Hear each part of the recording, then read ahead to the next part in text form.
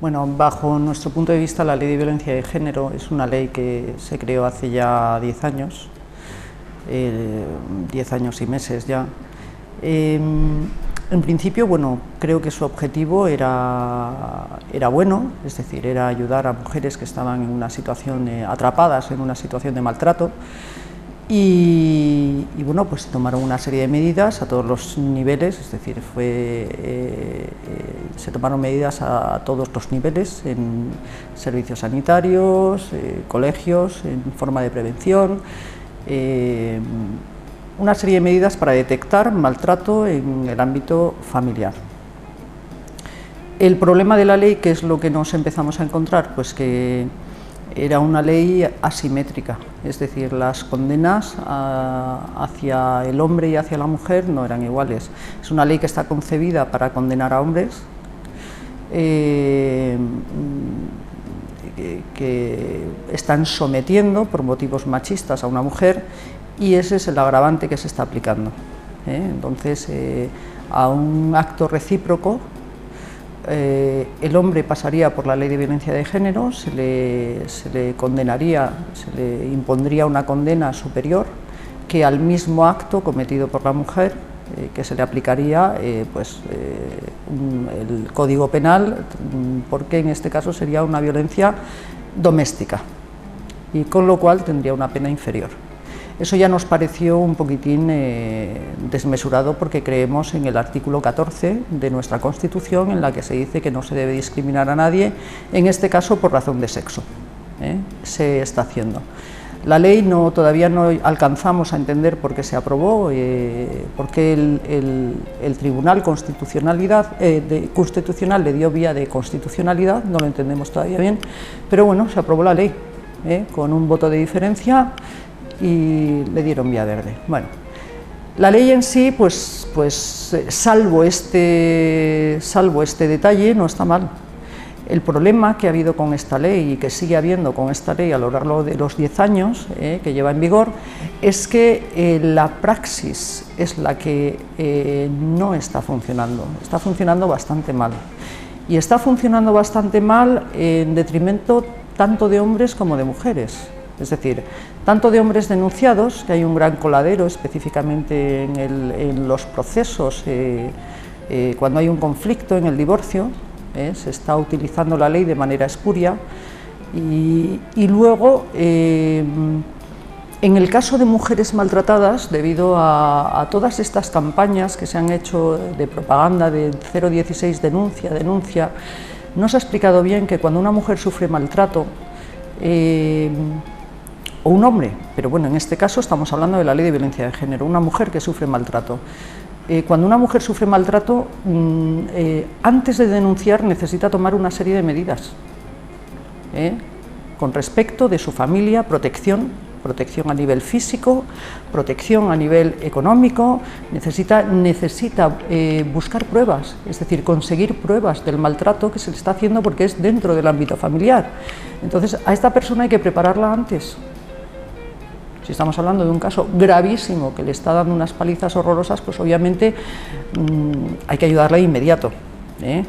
Pero si estamos hablando de otro tipo de maltratos que se producen dentro del ámbito familiar, a esa persona hay que prepararla. O sea que consideramos que primero hay que ofrecerle ayuda, que se vaya a informar, y no coger y llamar al 016 de inmediato, porque allí ya se presentan la policía, etcétera, etcétera, y en el camino se quedan pruebas. ¿Qué ocurre? Cuando llega al juicio esa señora, pues a veces su maltratador queda libre, porque no hay pruebas, no se demuestra.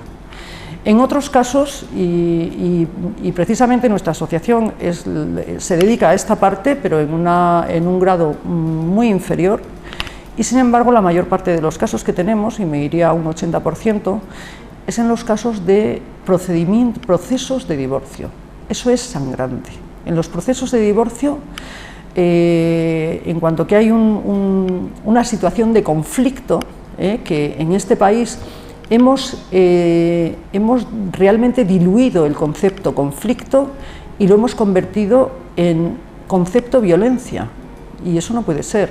Entonces, en situaciones de conflicto en la pareja, cuando se están divorciando, lo que ocurre es que En cuanto que uno levanta la voz, si es él, si es ella no pasa nada, pero si es él, en cuanto que levanta la voz, en cuanto que le dice te vas a enterar, o en cuanto que le dice que estoy harto, vete a la mierda, ese conflicto, esa situación de conflicto que no se debería de producir, pero es que somos humanos, se convierte en un procedimiento penal.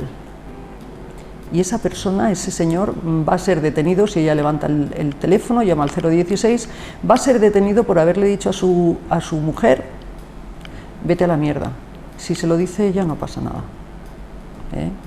Entonces eso está criminalizando a los hombres de nuestro país, están condenando a hombres por cosas realmente muy leves, y sin embargo no se está consiguiendo atajar los casos graves de violencia de género hacia las mujeres. No se está atajando de la manera que se debería atajar.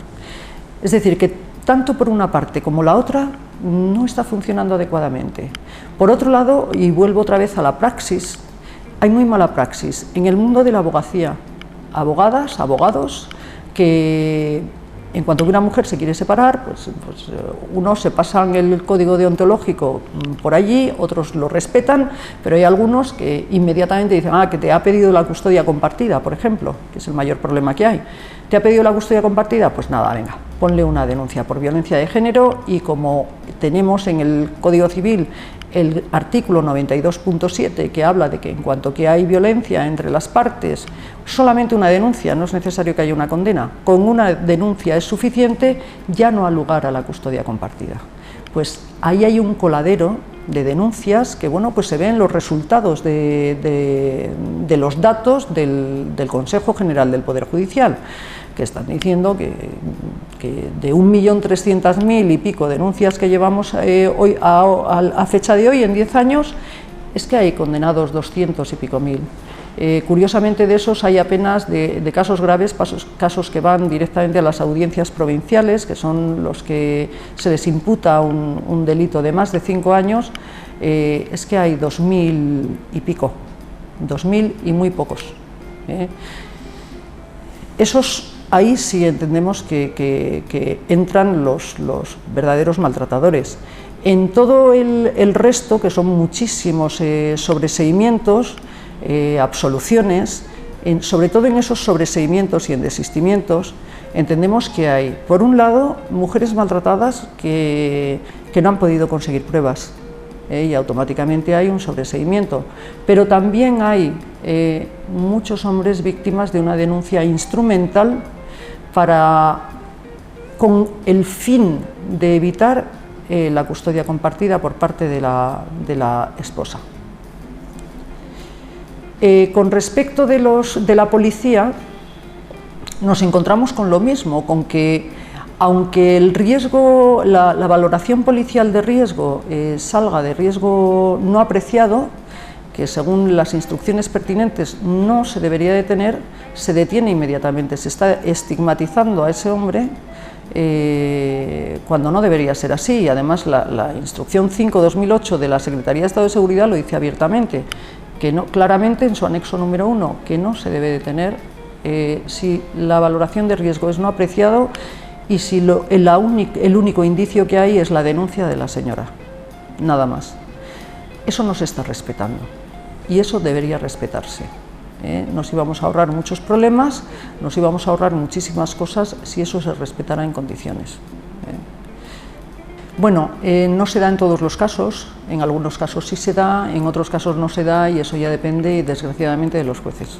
Es muy triste decirlo así, pero depende de cada juez. Es decir, hay jueces que llevan la ley a rajatabla y que consideran que no hay que invertir la carga de la prueba en ninguno de los casos, y en otros casos, pues sí. Se invierte, le condenan, y dicen, ¿con qué prueba? Pues porque le hemos dado credibilidad a la palabra de la mujer, es que nos ha parecido muy creíble lo que esta señora ha contado, y como no hay pruebas de un lado ni del otro, pues lo condenamos. Y eso yo creo que hay que ser un poquitín más rigurosos. Bueno, pues es que hemos pedido los datos a Secretaría de Estado de Seguridad, Ministerio de Interior, al Observatorio de Violencia Doméstica y de Género sobre la Mujer, y no tenemos datos. Hemos pedido muchos datos, no solamente estos. Hemos pedido que se nos dé una valoración del coste porque es impresionante, tanto a nivel judicial como a nivel policial, es un coste tremendo. No nos olvidemos de que también la mujer, que me parece muy bien, la mujer maltratada pueda disponer de abogados de oficio y gratis para poder salir de la situación en la que está. Pero claro, si hay muchas mujeres que están haciendo uso de esta ley para tener justicia gratuita, pues hombre, estamos pagando los españoles algo que realmente no tenemos que pagar. Se están tomando algunas medidas a nivel gubernamental, pero no todas las que se deberían de tomar. Ahora mismo está a punto de aprobarse el estatuto de... no me sé la ley exactamente, el estatuto de la víctima del delito. En su artículo 35 nosotros estábamos pidiendo que se incluyera la devolución de todos los beneficios que ha tenido a los que se le ha ofrecido a una mujer que solo por el hecho de poner una denuncia por malos tratos, que si el hombre sale absuelto o ha habido un sobreseimiento libre o incluso a ella se le ha condenado por un delito de denuncia falsa o simulación de delito, que devuelva todos los beneficios que se ha cogido, pero los últimos datos que tengo es que solamente se va a hacer en el caso de absoluciones y de imputación, bueno, condena por denuncia falsa, que el problema es que no se admiten a trámite la inmensa mayoría. Eso por ahí. En tema costes hemos pedido no solamente cuánto le está costando a nuestro gobierno esto, sino que también hemos pedido datos que iban a esclarecer muchísimo la situación que hay con la Ley de Violencia de Género, como por ejemplo es el que el Consejo General del Poder Judicial nos cruzara datos, como puede ser el de cuántos hombres han sufrido una denuncia por violencia de género inmediatamente después de haber solicitado un divorcio en condiciones de custodia compartida o una modificación de medidas para obtener la custodia compartida. Creemos que ese sería un dato muy importante, muy interesante para poder ver hasta qué punto se está instrumentalizando esta ley, la Ley de Violencia de Género. Bueno, pues no tenemos el dato. También nos preocupan muchísimo los suicidios de hombres que están inmersos en un proceso civil o penal. Civil de divorcio, modificación de medidas, penal, violencia de género. A nosotros nos consta en la asociación de que se están produciendo más suicidios de lo que se tendría que producir, que hay muchos que son inevitables, ya lo sabemos todos, pero que sí se está llevando al hombre a una situación tan extrema a raíz de una denuncia por violencia de género, que al final muchos pues acaban sin casa. No nos olvidemos de que con la ley de violencia de género, con una mera denuncia, este señor está inmediatamente fuera de su casa y ya no puede volver a entrar. Media hora con la policía para recoger sus efectos personales y no puede volver a entrar en su casa nunca más. Entonces se están produciendo desahucios express. Nos estamos echando las manos a la cabeza porque hay desahucios en este país, porque no se pueden pagar las hipotecas, pero es que hay unos desahucios mucho más alarmantes, que son los desahucios express que se producen gracias a una denuncia por violencia de género. Y ya ha quedado desahuciado, luego ya será inocente, será culpable, ya veremos cuál es la situación, pero la realidad es que se les desahucia todos los años.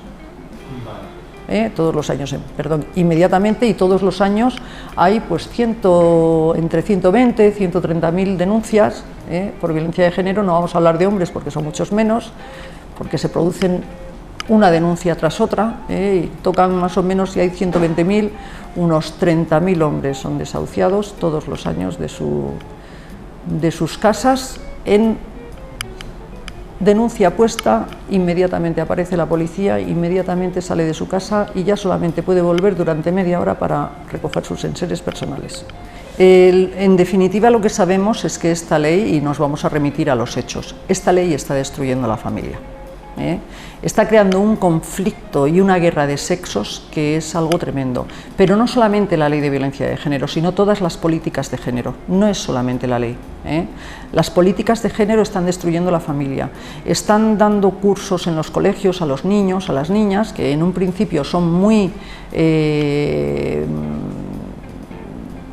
que van muy en pro de lo que es políticamente correcto en nuestro país, pero resulta que cuando entramos en el detalle, y el otro día me llegó unas encuestas que estaban haciendo en un colegio a chicos de primero, segundo y tercero, segundo, tercero y cuarto de la ESO, donde pues parecía muy inocente los tests que les estaban pasando, eran tests de la UCM. Y cuando nos pusimos a analizarlos en condiciones eran totalmente tendenciosos. Estaban dando por hecho que la niña era la acosada, que el niño el acosador, estaban dando por hechas que en casa quien manda es el padre, por ejemplo, estaban dando por hechas una serie de cosas que de verdad así es lógico que las encuestas que se realizan salgan en favor de la ideología de género. Si ya las encuestas son tendenciosas, lógico que salgan a favor. Nosotros precisamente estamos rehaciendo ese test sin ningún sesgo de género, es decir, sin que haya ninguna tendenciosidad. Y estoy convencida de que los resultados serían totalmente diferentes a los resultados que están saliendo.